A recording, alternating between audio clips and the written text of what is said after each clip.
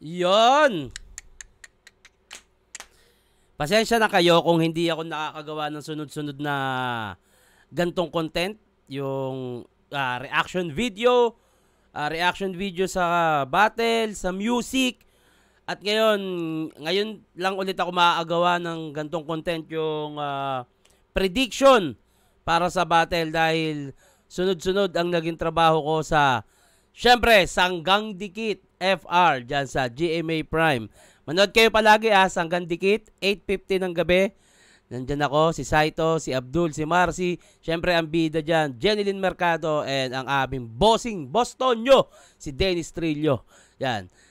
Sanggang Dikit FR, 8:50 PM, Lunes hanggang Biyernes. At yun, namiss ko gumawa ng ganito sa totoo lang.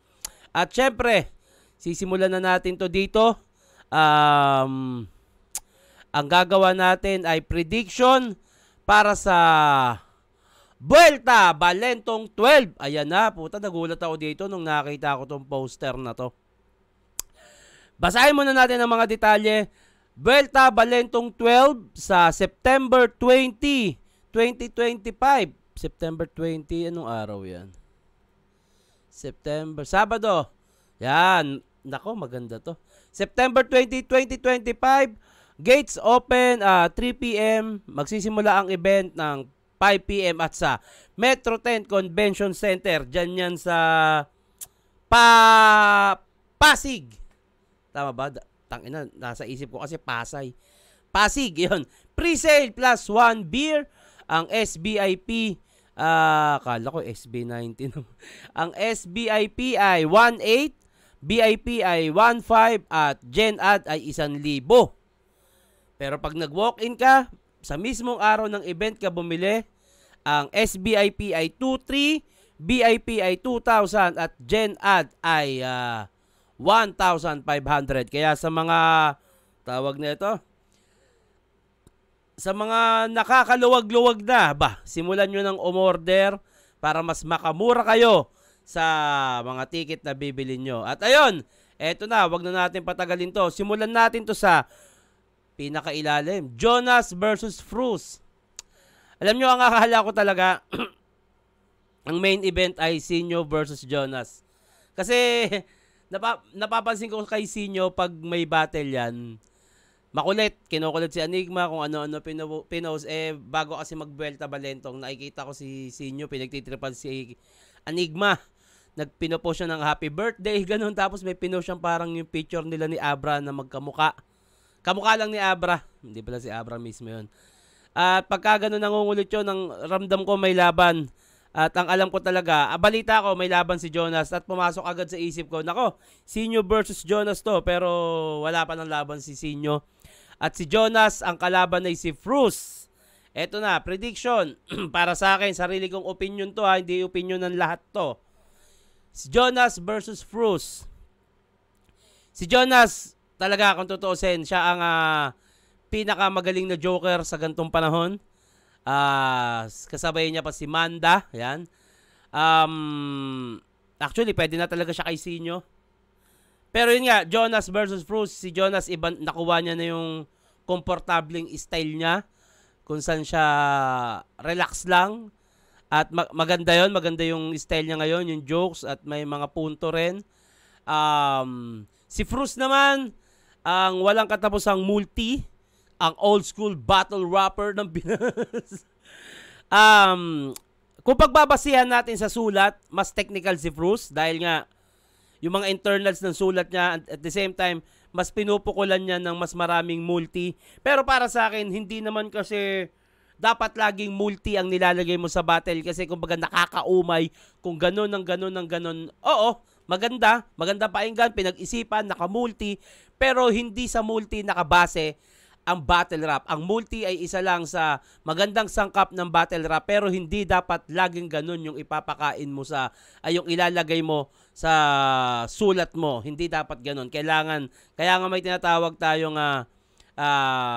tawag na ito, yung parang lahat kaya, flexible. Pero pag pinalaman mo kasi ng pinalaman ay puro multi, papasok tayo sa point na nakakaumay na at wala na siyang pinupunto. Kumbaga, okay, maganda, technical, Pero asan yung isang parang hard-hitting punch para doon? Kung laging naka-multi lang, hindi rin siya maganda. Pero props sa technicalities na ginagawa ni Frus. Sobrang hirap din nun at makati sa utak. Pero yun nga, may mga multis kasi na okay, multi, pero hindi na siya tumatama sa kalaban. Para sa akin lang, yung ibang sulat ni Frus.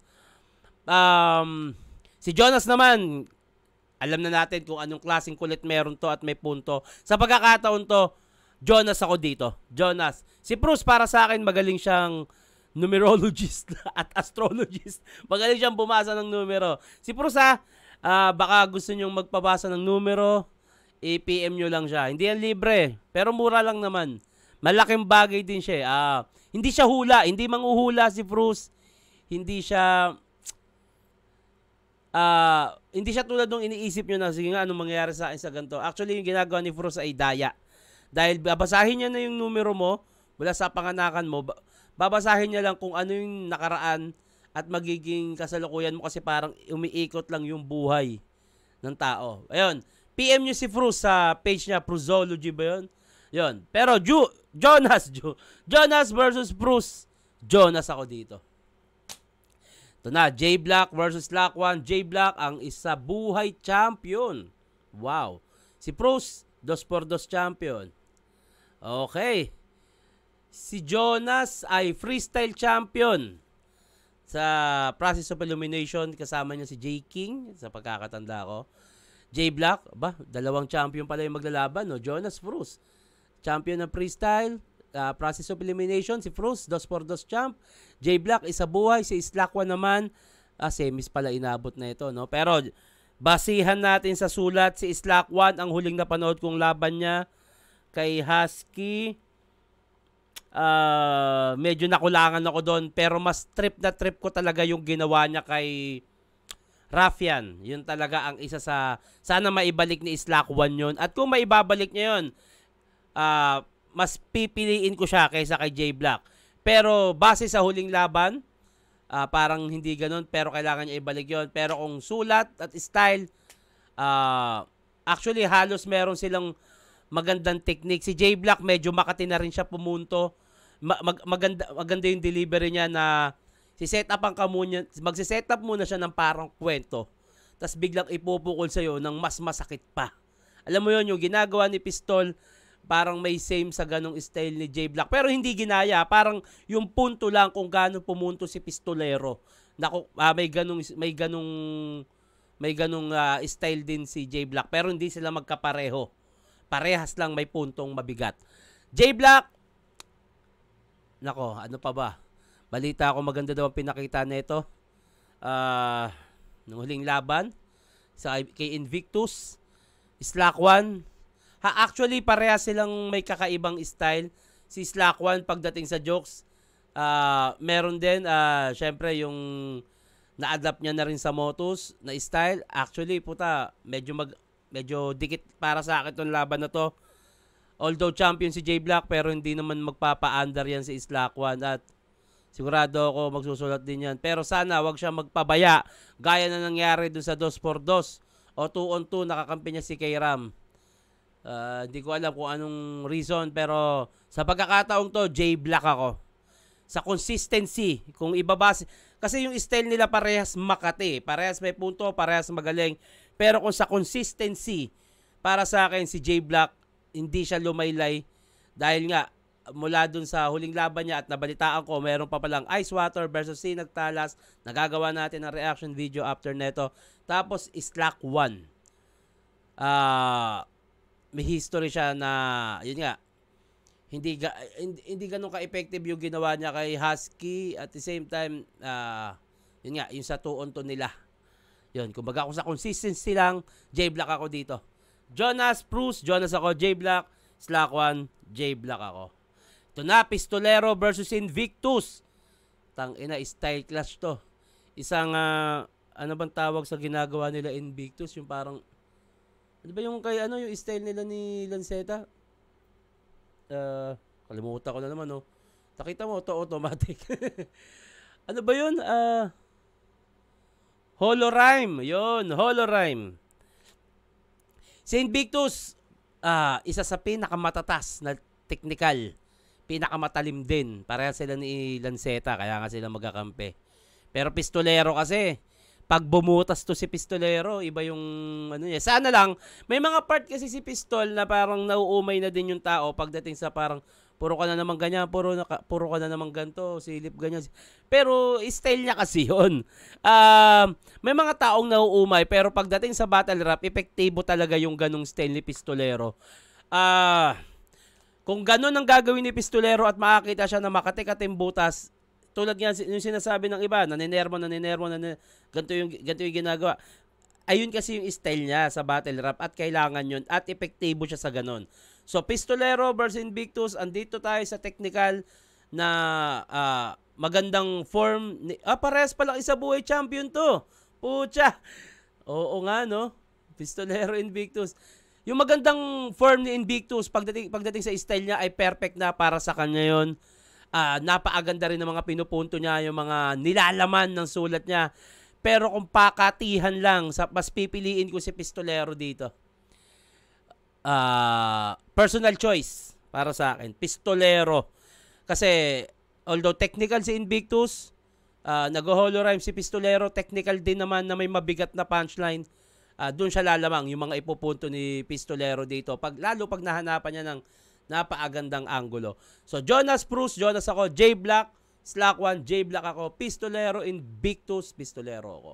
Eto na, M-Sight versus MP3. Si M-Sight na hindi ko malaman bakit ayaw kumasa. Gawin na natin sa ahon. Parang square bate. Hindi naman ako galit sa'yo eh. Binubuyo lang kita para alam mo yun. Binubuyo lang kita, M-Site. Inaasar lang kita. Kilala mo naman ako. Inaasar lang kita sa social media. Binubuyo kita. Kaya sasabi ko, takot sa akin si M-Site. Kaya hindi lalaban yan. Alam kong hindi ka ganon. Hindi ka takot sa akin. Inaasar lang kita. Binubuyo lang kita. Para, ino mo takot puta. Battle lang ako tayo. Pero hindi ako galit sa'yo. Pero sana, mag-battle tayo. Parang sa UFC, may mga ganon din eh. May magkaibigan, may ganto, na nag-battle, after nun, okay naman. Kahit sa ibang 2x2 dito, nagbabattle din sila. Tingin ko magandang history kasi yun sa atin kung maglalaban tayo, M-Site.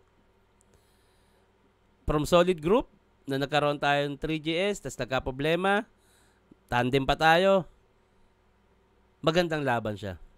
Bilang ako, nakikita ko siyang magandang match-up na parehas tayo magbe-benefit. Yun lang. Sana, pumayag ka. Sana. Magandang battle to. Goku versus Vegeta. Pero anyway, M-Sight versus MP3. Si MP3, isa rin sa magaling humanap ng butas. Si M-Sight naman, medyo ang laki ng naging impact ng ginawa ni Tipsy D sa kanya. At tingin ko, nakabawas yun nung crowd para sa kanya. Pero si M-Sight kasi ay yung taong hindi nauubusan ng gigil sa katawan. At mas nagiging battery niya yan. Kaya nga ever ready. Mas nagiging battery niya yung hate para mas lalong galingan. Kumbaga, sige, wala kayong believe, papatunayan ko. May ipapakitang kakaiba to si M-Sight na parang yung expectation nyo ay babaliin niya. Maniwala kayo sa akin. Kaibigan, kumpare, kagrupo, sanggan dikit ko yan na hindi nga lang kami nag-uusap na parang isang taon na yata o wag dadalawa. Kilala ko karakas niyan. Babaliin yan expectation nyo. At alam nyo na kung anong style ni M-Sight. Pero sa other side, MP3 tayo, isa sa mga rookie na deserve niya na rin para sa akin na makalaban si M-Sight. Parang ano pala to? M-Sight versus EJ Power Part 2. Dahil si MP3 ay anak ni EJ Power. So, mananalo kaya ang anak? Kung natalo ng tatay, matatalo din kaya ng anak? Hindi natin malalaman. Pero sa pagkakataong to, naniniwala ako na may ibang gigil ngayon si M-Sight. M-Sight ako dito. MP3, sana sirain mo yung expectation ko. Alam kong magaling kang pumunto, magaling kang sumilip ng anggulo. please, gawin mo akong mali sa pagkakataong to na si M-Site ang pinili ko. Talunin mo siya. At kumbinsihin mong labanan ako. Jonas Bruce, Jonas ako. J-Black, Slack1, J-Black ako.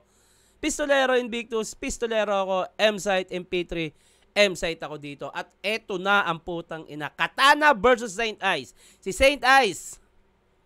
Actually, para sa akin si Saint Ice, parang ano rin siya eh. Parang nangyari kay Mot sa PSP.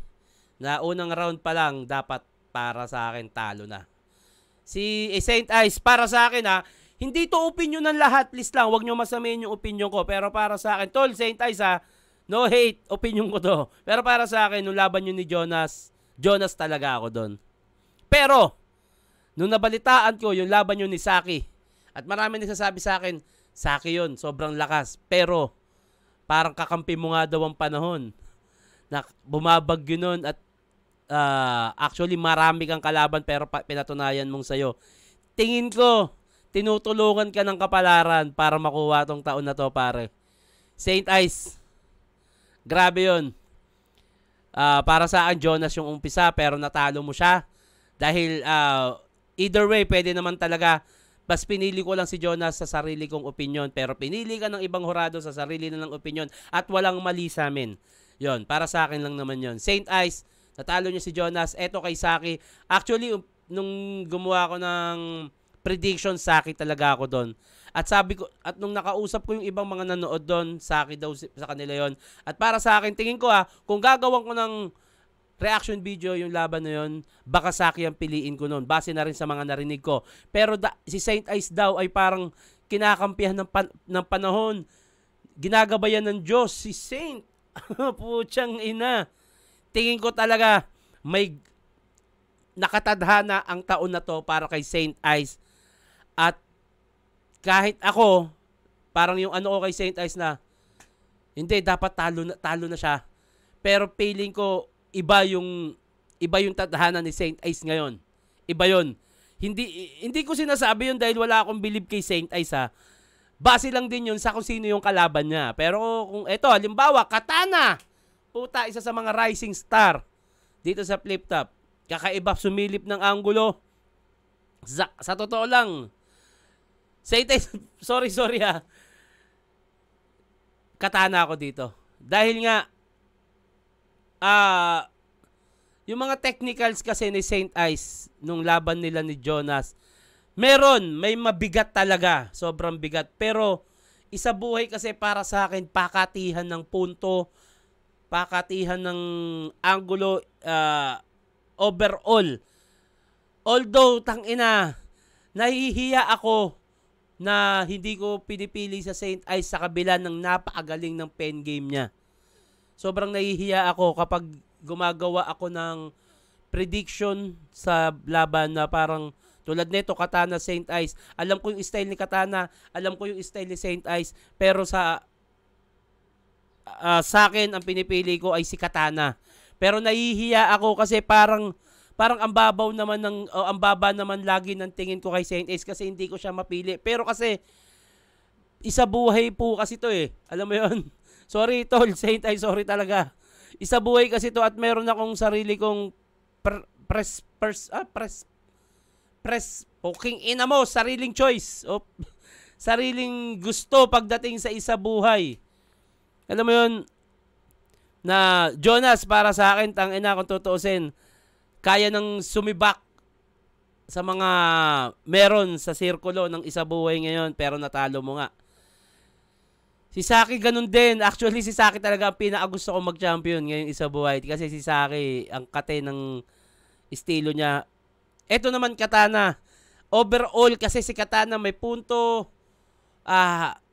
May technical din. Si Saint Ice, purong technical. At kaya na sobrang nahihiya ako na parang bakit hindi ko pinipili si Saint Ice, ang galing-galing niya.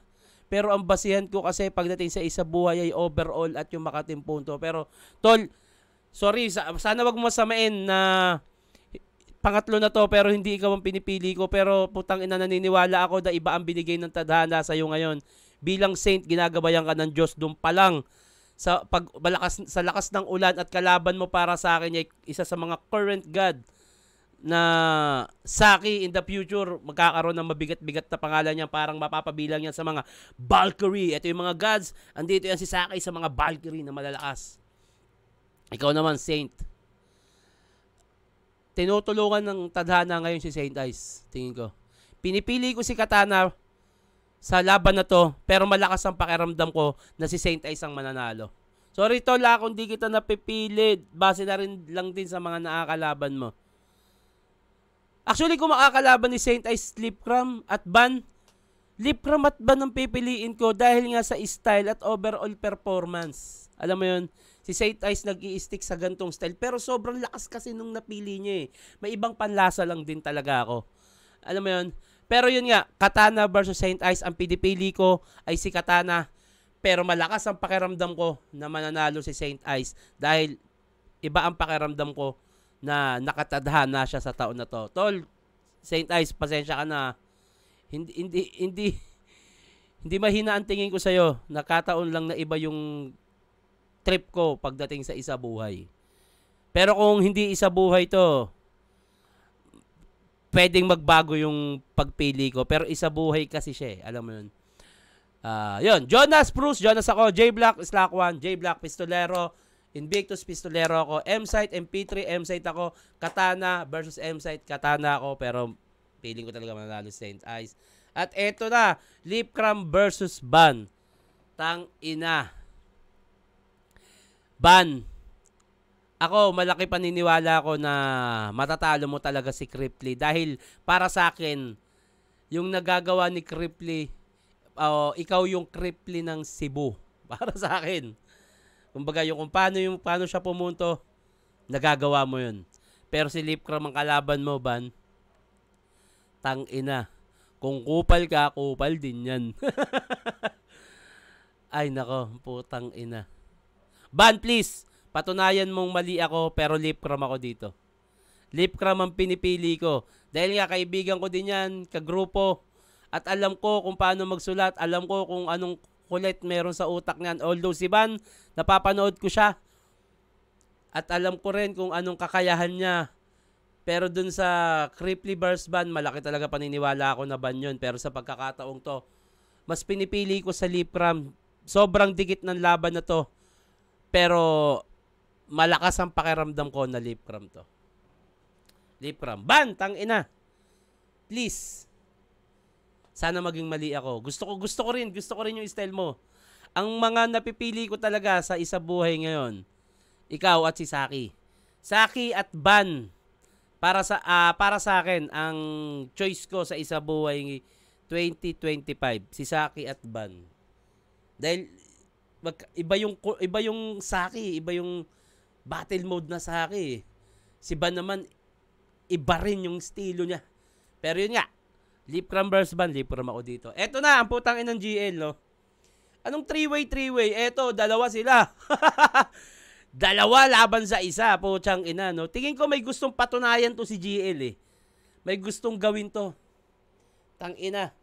Ano to, pumapader na ng pangalan to. Tang inang yan. Ang sinusundan niyang yapak ay si Balakid. Pero pinapatunayan niya na ako yung mas malakas na Balakid. Hindi kaya di Balakid yan, yung dalawang ganyan. Ang hirap niyan, yung magkasunod na yan. Pero GL versus Rapian, GL. Alam kong may gusto kang patunayan, pare. Gawin mo, tang ina, solidin mo. Pero sa pagkakataong to, tol, Rapian ako. Pero tang ina, dikdikang laban to. Pero mas pinipili ko si Rapian, pare. Grabe kasi yung huling laban yung pinakita kay ano. Hindi lang kay ano, kay JD, yung mga huling laban niya pa, kahit nga natalo siya ni Slack 1. Puta, iba yung Rapian, iba pag pumunto, iba pag gumanon na yun. Pag gumanon version. Putang ina. Pinadala ng baras. GL, alam ko na kung anong meron ka, pero mas pinipili ko lang si Rapian dahil sa personal choice. Ganon kasimple. May nakikita akong kakaiba kay Rafian. Pwede nga siyang maging Rafian May Quintos. Walay, Rafian May Quintos. Rafian ako dito. GL versus Husky. Si Husky, wag nyo masyadong minamaliit yan. Nanggugulat din yan. Kulit ni Husky. Presensya. Pero tol, si Husky kasi, halos kapatid ko na yan. GL ako dito. Kung pen game lang, punto. Pucha. Ay, GL tsaka Rapian, para si Rapian pala nag-champion sa FRBL at champion din si GL. Si Husky naman, wala pa siyang title, no? GL ako dito. GL versus Husky sa pen game, sa punto, sa sulat, mas malaki ang lamang ni GL. Si Husky, ang masasabi ko lang, si Husky ay may gulat factor, pero tingin ko hindi aabot yung ganon sa battle mode ni GL, na kung anong merong style si Husky at kung paano siya magsulat. Pero tol, Husky, tangina, patunayan mo ring mali ako. Yung expectation ng tao, baliin mo. Pero sa pagkakataong to, GL ako. At ayun, mga pamangkin, putang ina, napakagandang laban na to. Sana makanood ako neto. Sunod-sunod kasi taping at mga shoot ko ng podcast. Ang susunod ko nga palang upload ng podcast ay yung kay G-Clown. At napag-usapan namin doon yung issue nila tungkol sa nangyari sa kanila ni Sinyo. Yung issue ng alam nyo na yun, yung inihiyan. Napag-usapan namin doon. At susunod, si Mot. Yan. Susunod na i-interview namin si Mot. At ang mga nakapila na nag-aantay na lang ako ng date ay si Saki. Saki pala. Si Saki. Si Tats Mayben. Jeffrey Tam. Vendetta. Si Master Glock 9. At marami pa akong si Kuya Kebs, ang cameraman ng Flip Top. Excited na ako, sobra excited na ako. At ayun Belta Balentong 12 para sa akin. Jonas versus Bruce. Prediction ko lang to. Jonas ako. J Black versus Lock 1. J Black ako. Pistolero versus Invictus. Pistolero ako. M-Sight versus MP3. M-Sight ako. Katana versus Saint Ice. Katana ako. Pero mananalo. Tingin ko talaga Saint Ice.